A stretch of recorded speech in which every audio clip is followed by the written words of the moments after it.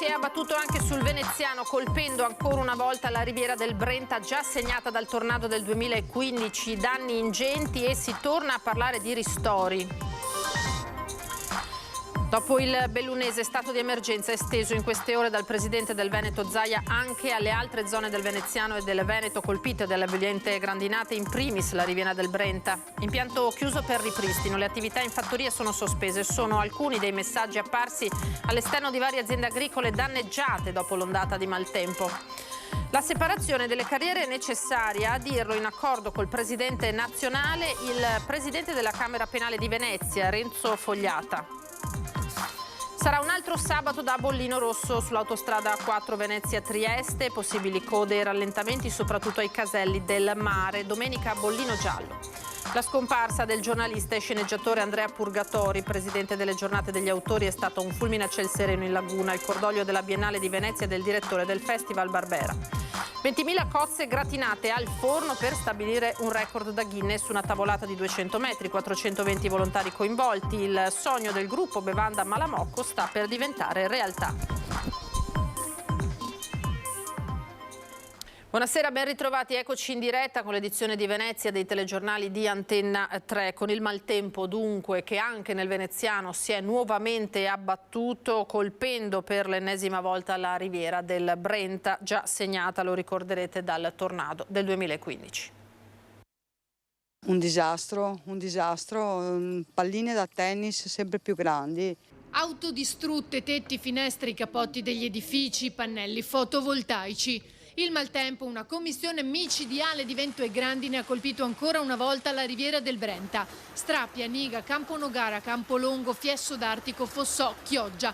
Ma ad avere la peggio ancora una volta è stato il comune di Dolo. Nel tempo di qualche minuto sono proprio scese dal cielo dei pezzi sembravano pietre vere e proprie. Poi quando mi sono resa conto che era grandine volevo riparare l'auto e non ho nemmeno fatto in tempo, perché era veramente, per 10 minuti io ho veramente vissuto l'inferno dentro l'abitacolo dell'auto. Ho visto 2 alberi in parcheggio che si stavano sradicando, ho deciso di aver coraggio e di entrare in casa, e mi sono proprio capitate addosso, tra l'altro lasciandomi dei grossi lividi oggi. Partivo qua là, e tutti i danni sui soffiti, sui copi. Io cascare i copi bisogna stare attenti. E porte davanti dei bambini non so poi chiudere. Scenario apocalittico qui a Dolo, difficile non tornare con la mente a quel luglio del 2015, quando il tornado ha devastato questo comune e altri della riviera del Brenta. Guardate quest'albero, è stato completamente sradicato dal terreno. La disperazione è tanta, soprattutto tra le fasce più deboli della popolazione dolese, che lancia un appello. Prima il tornado, dopo la pandemia, adesso sto disastro. Dolo è un disastro, penso sia uno dei paesi più, e non credo che il signor sindaco possa farcela da solo, risorse non ce ne sono. Speriamo che la regione, lo Stato, qualcuno ci aiuti, perché non si può stare così. Abbiamo gli alberi sopra il tetto da ristrutturare, e non credo che un comune come il nostro, che poi fa frazione altri 2 comuni, possa darci una mano. La violenza della grandine ha colpito anche tutta la facciata di questo condominio, dove ci sono alloggi comunali, tra l'altro un condominio che era stato completamente rinnovato solamente 2 anni fa. Decine le telefonate ai vigili del fuoco impegnati in interventi per danni da grandine, dissesti statici, rimozione di lucernari, vetri pericolanti, taglio di rami e alberi caduti, messa in sicurezza di impianti fotovoltaici e coperture tetti. Un centinaio gli interventi nel veneziano. Telefoni bollenti anche nelle agenzie assicurative, come racconta questa gente che a sua volta ha subito danni. E la processione di clienti che ovviamente, ma chi anche ha rasentato la disperazione, perché si è trovato tra l'altro le case appena ristrutturate con i vari cappotti sistemati che erano completamente danneggiati, fotovoltaici distrutti. È opportuno che venga immediatamente istituito un ristoro per i danni, poi anche qui nell'area commerciale della zona dello Squero, dove sono stati estremamente colpiti. E proprio in termini di ristori, memore di quanto accaduto col tornado del 2015, è tornato a parlare il sindaco di Dolo, Gianluigi Naletto, mentre anche l'ospedale è stato danneggiato. Siamo ritornati indietro nel 2015 d'improvviso, rivivendo un po' quei drammi legati all'impotenza di fronte a una forza naturale appunto straordinaria che colpisce, dichiarando però il fatto che bisogna fare qualcosa. All'indomani dei danni subiti soprattutto da privati, il sindaco di Dolo, nel ringraziare il governatore Zaia per aver inserito anche i comuni della Riviera nella richiesta dello stato d'emergenza, evidenzia però le difficoltà avute e tuttora in essere in parte con i ristori, quando il comune è stato colpito dal tornado nel luglio 2015. La percezione però all'indomani è quella di un paese ancora una volta in ginocchio, ecco, stanco, mortificato. Che si aspetta una risposta pronta da parte delle istituzioni, a ciascuno la propria parte in termini di responsabilità, ma soprattutto in termini di tempestività. Oggi stiamo ancora chiudendo le pratiche del 2015, abbiamo ristorato tutti grazie all'aiuto di tutte le istituzioni coinvolte. Ecco, ci auguriamo tutti che sia questa invece un'occasione tempestiva anche di risposta per far vedere le istituzioni vicine e insieme ai cittadini. Colpite anche le auto dei carabinieri e l'ospedale di Dolo, dove la grandinata ha provocato la rottura di numerose vetrate, danneggiato gli impianti sui tetti, le coperture, la segnaletica all'aperto. Il maltempo non ha infierito sui reparti di degenza, ma ci sono state pesanti conseguenze sul lavoro degli operatori del pronto soccorso e del SUEM 118, con l'aumento degli accessi in serata, oltre interruzioni e difficoltà nell'operatività dei servizi informatici. Danni considerevoli anche per i mezzi dell'emergenza urgenza che il personale ha dovuto comunque utilizzare per garantire i soccorsi e per le urgenze secondo le necessità. Fin qui Dolo, ma diamo uno sguardo più ampio a tutta la regione, perché dopo il bellunese lo stato di emergenza è stato esteso anche alle province colpite, lo avete visto, come quella veneziana, dalle grandinate di ieri. Così ha deciso il presidente Zaia, che ha parlato dei 110 accessi al pronto soccorso appunto a livello regionale. Un'ulteriore catastrofe che si aggiunge a quella del bellunese, più province colpite, Padova, Vicenza, Treviso e molto altro ancora. Il presidente del Veneto, Luca Zaia, ha firmato l'estensione dello stato di emergenza alle province colpite dalla doppia violenta grandinata che ha seminato devastazione dal Bassanese alla pianura trevigiana. 500 le chiamate alle centrali operative del 115, quasi 300 quelle che hanno necessitato o necessiteranno di un'uscita sul territorio da parte dei vigili del fuoco. E poi c'è il tema dei feriti. Basti dare un dato: 110 persone che hanno avuto accesso ai nostri pronto soccorsi del Veneto, soprattutto della provincia di Venezia e Padova, grandine grossa come pietre che ha distrutto molto spesso impianti fotovoltaici, tetti che se ne sono andati, colture a pieno campo e molto altro ancora. Direi, i danni alle auto non ne parliamo, il vento fra l'altro ha divelto molte piante d'alto fusto, direi che i danni ci sono. Abbiamo già fatto uscire le squadre di Veneto Agricoltura per delimitare le aree e cominciare a fare una conta dei danni. Ho fatto il decreto dello stato d'emergenza anche per tutte queste zone, quindi nella speranza che poi ci sia la possibilità di accedere al Fondo Nazionale della Protezione Civile. Il governatore ha ricevuto la chiamata del ministro per la protezione civile Nello Musumeci, che gli ha espresso la vicinanza dell'intero governo ai territori veneti colpiti dal maltempo.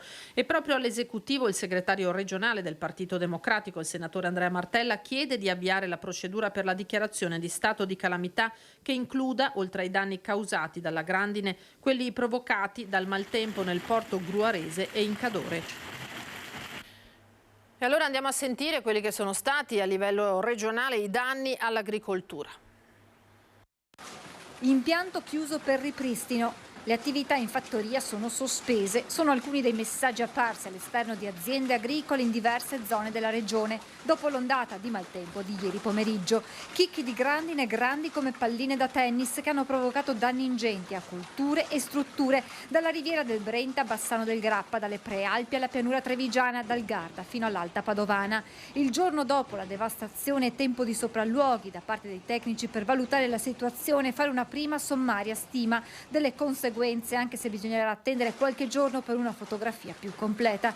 Nessuna provincia, annuncia Coldiretti Veneto, è stata risparmiata dal maltempo di ieri sera che ha rovinato intere campagne. Parliamo appunto delle culture, sia soprattutto i vigneti, i frutteti, le orticole anche, una volta danneggiati si rischia di perdere anche percentuali importanti del raccolto. A rischio le produzioni di frutta e verdura di stagione che sarebbero state raccolte in queste settimane, ma anche i vigneti nel momento più importante di maturazione dei grappoli. Sono danni a strutture, soprattutto chi ha serre, chi ha strutture per i frutteti, sono le aziende che hanno subito i danni maggiori, oltre ai danni alle coltivazioni. Sono danni anche a strutture, anche a macchine, a macchinari, perché ieri appunto la grandinata è stata di una portata potente. Tant'è che in Triveneto nella sola giornata di ieri si parla di 52 grandinate nel corso della giornata di ieri.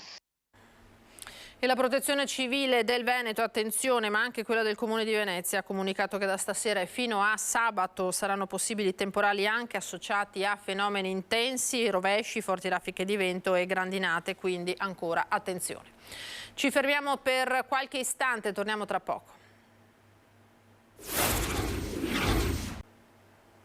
Di nuovo in diretta con le notizie dal veneziano. Allora, riprendiamo dal tema della separazione delle carriere, che è necessaria secondo il presidente della Camera Penale di Venezia, Renzo Fogliata.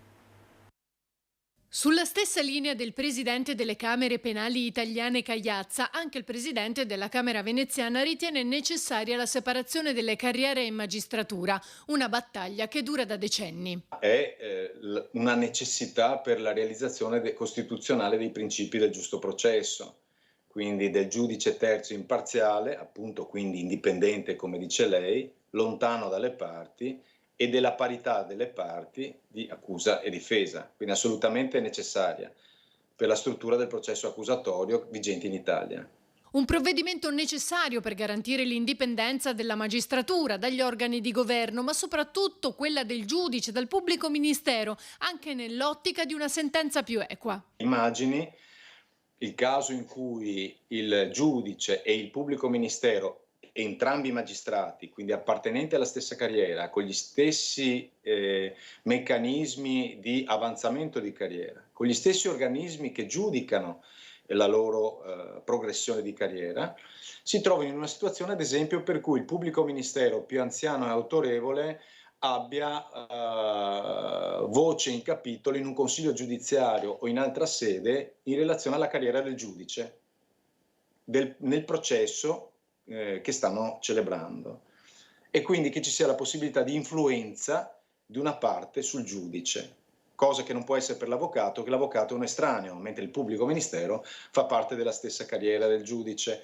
E siccome, ripeto, siamo uomini e donne e quindi siamo umani, lei pensa che non possa esserci un'influenza anche solo in astratto? Motivo per cui la separazione delle carriere sarebbe ancor più necessaria, ma la battaglia sembra ardua. Il ministro ha da subito rappresentato come perno del proprio programma questa riforma, la maggioranza di governo pareva avallarlo, ma poi siccome siamo in Italia e come altre grandi riforme, penso a quella dell'autonomia, non si vogliono portare avanti perché sconvolgerebbero evidentemente vecchi equilibri e vecchi privilegi, cominciano gli ostacoli. Comincio a essere meno ottimista, perché si parla già di un rinvio a fine legislatura, il che vorrebbe dire la morte di questa riforma. E sarà un altro sabato da bollino rosso sull'autostrada A4 Venezia-Trieste, in particolare traffico intenso in entrambe le direzioni al mattino e lungo la direttrice che porta a Trieste nel corso del pomeriggio. Autostrade Alto Adriatico stima che si aggireranno tra i 177.000 e 185.000 i transiti lungo la rete autostradale di propria competenza nella sola giornata di sabato. Da bollino giallo domenica si stima il passaggio di 164.000 veicoli. I rallentamenti potrebbero verificarsi ai caselli di mare. Nella giornata di sabato un centinaio gli addetti che opereranno su strada sotto la regia del centro radio informativo. Ora veniamo alla scomparsa del giornalista e sceneggiatore Andrea Purgatori, presidente delle giornate degli autori. È stata un fulmine a ciel sereno in Laguna, il cordoglio della Biennale di Venezia e del direttore del festival Barbera. Alla Mostra Internazionale d'Arte Cinematografica di Venezia, Andrea Purgatori aveva partecipato una prima volta come sceneggiatore nel 1991 con Il muro di gomma di Marco Risi sulla tragedia di Ustica, film vincitore del Nastro d'Argento come miglior soggetto, e poi nel 2010 con Vallanzastra, Gli angeli del mare di Michele Placido, film vincitore di 2 Nastri d'Argento. Andrea Purgatori, 70 anni, giornalista di razza, prestigiosa firma del Corriere della Sera, scomparso nelle ultime ore, era anche presidente al Lido delle giornate degli autori della mostra e componente del consiglio di sorveglianza della SIAE. Così aveva raccontato in esclusiva ad Antenna 3 alla Mostra del Cinema 2020 al Lido. Il cinema non si ferma, anche se la ripresa è complicata, perché andare sul set con il tampone da fare, il test sierologico, le limitazioni che ci sono, è molto difficile riuscire a portare a casa un film in queste condizioni. Il presidente della Biennale di Venezia, Roberto Cicutto, il direttore del festival, Alberto Barbera, con il direttore generale, Andrea Del Mercato, lo hanno ricordato con un toccante messaggio. Ne sono orgoglioso perché oggi la Procura della Repubblica di Roma, che ha in mano ancora l'inchiesta sulle cause della strage, ha ricostruito minuto per minuto il volo di quell'aereo civile che andava da Bologna a Palermo e che si trovò nel mezzo di un episodio di guerra aerea dove c'erano aerei militari americani, francesi, italiani e libici e ormai la verità più o meno la sappiamo, ci manca l'ultimo pezzetto della fotografia, l'ultimo miglio. Ultimo miglio che Venezia d'ora in avanti farà anche nel suo ricordo. Grazie di tutto, Andrea. Voltiamo decisamente pagina, parliamo del record a cui punta il gruppo bevanda di Malamocco. Malamocco è pronta ad entrare nella storia realizzando il primo record del mondo che si sia mai verificato nel territorio comunale di Venezia, certificato direttamente da Londra. Sfida: preparare 20.000 cozze gratinate al forno, che verranno poi portate in tavola da 400 volontari e offerte gratuitamente alla cittadinanza. Il sogno del gruppo Bevanda Malamocco ha coinvolto tutta la cittadinanza del Lido e Pelestrina. Domani sera dalle 18 la prima serata di festa, aspettando il record. Poi l'apertura degli stand e il concerto di Sir Oliver Scardi con i fatti quotidiani.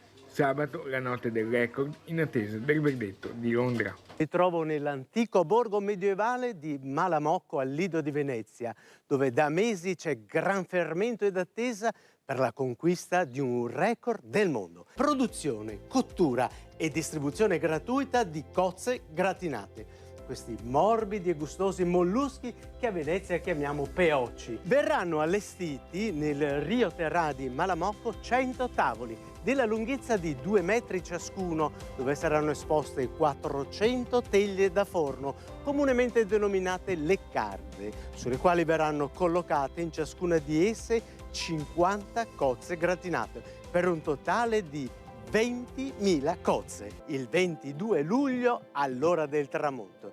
Una sfida che ha coinvolto tutto il territorio. Il conto alla rovescia, dunque, sta per concludersi. Una bella occasione per scoprire il territorio di Lido e Pelestrina di Malamocco, ma anche una bella occasione per lanciare i nostri prodotti tipici locali e tutta la comunità che vive quei territori. Per noi come amministrazione è una bellissima iniziativa che farà conoscere i nostri prodotti e soprattutto la nostra perseveranza nel portare a casa questo record. È una cosa molto bella che coinvolgerà, ripeto, tutti quanti e che farà conoscere ancora di più Malamocco, il Lido e l'isola di Pellestrina. È tutto, grazie per averci seguito. Tra poco le previsioni del tempo e poi come sempre l'edizione di Treviso. Arrivederci.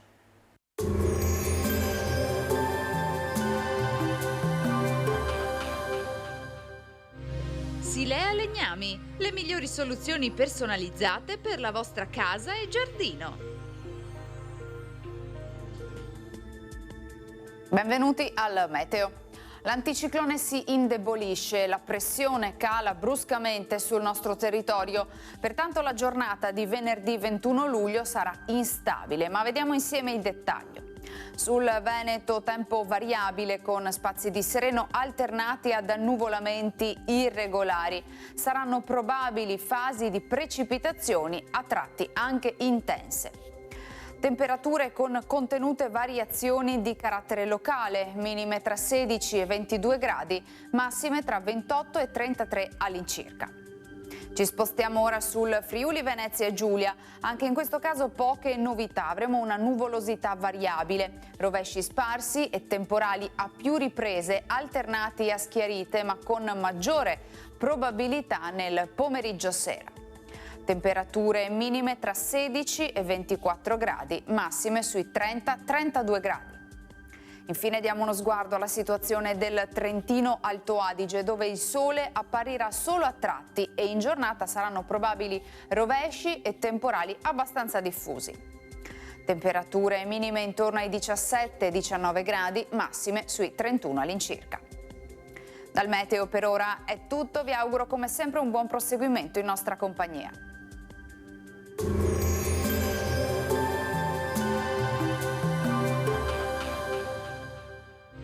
Silea Legnami, le migliori soluzioni personalizzate per la vostra casa e giardino.